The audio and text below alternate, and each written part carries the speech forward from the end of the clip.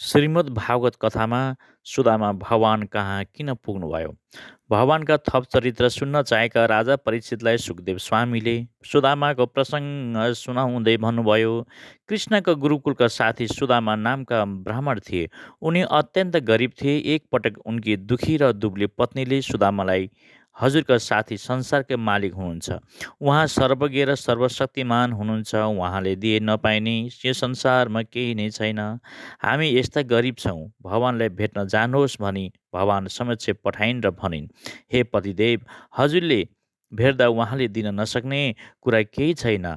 पत्नीले आग्रह गरेपछि सुदामा अलिकति कनिका उपहार लिएर भगवानको धाममा गए। भगवानले सुदामाको स्वागत र पूजा गर्नुभयो, उच्च आसनमा बसाल्नुभयो।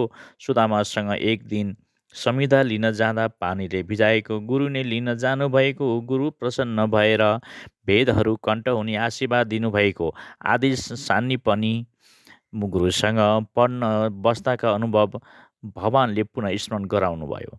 त्यस्तै भगवानले सुदामासँग आश्रमबाट फर्किएपछि आफू सम्मानकी पत्नी विवाह गर्नुभयो भनेर पनि सोध्नुभयो। भगवानका आत्मिक कुरा सुनिसकेपछि सुदामाले भने, हजुर शक्तिमान विश्व स्रष्टा हुँदाहुँदै पनि विद्या सिक्न हामी जस्तासँग बस्नु एउटा लीला हो र हाम्रो भाग्य हो। वेदमूर्ति हजुरबाट गरिएको अनुकरण मात्र हो। सुदामासँग अङ्कमाल गरेर भलाकुसारी गरेपछि भगवानले सुदामालाई के कसैले ल्याइदिनु भएको छ भनेर सोध्नुभयो।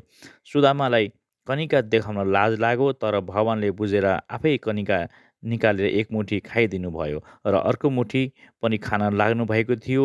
साक्षात् लक्ष्मी रूपकी रुक्मणीले रोक्नुभयो।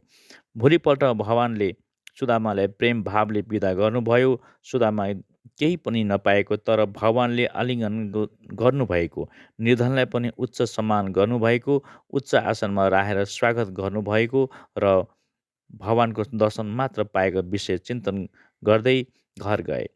उनले आफ्नो घर भएको ठाउँमा पुग्दा भव्य महल, परिचरहरूले सेवा गरिरहेकी पत्नी, घर वरपर राम्रो बगैँचा इत्यादि देखे।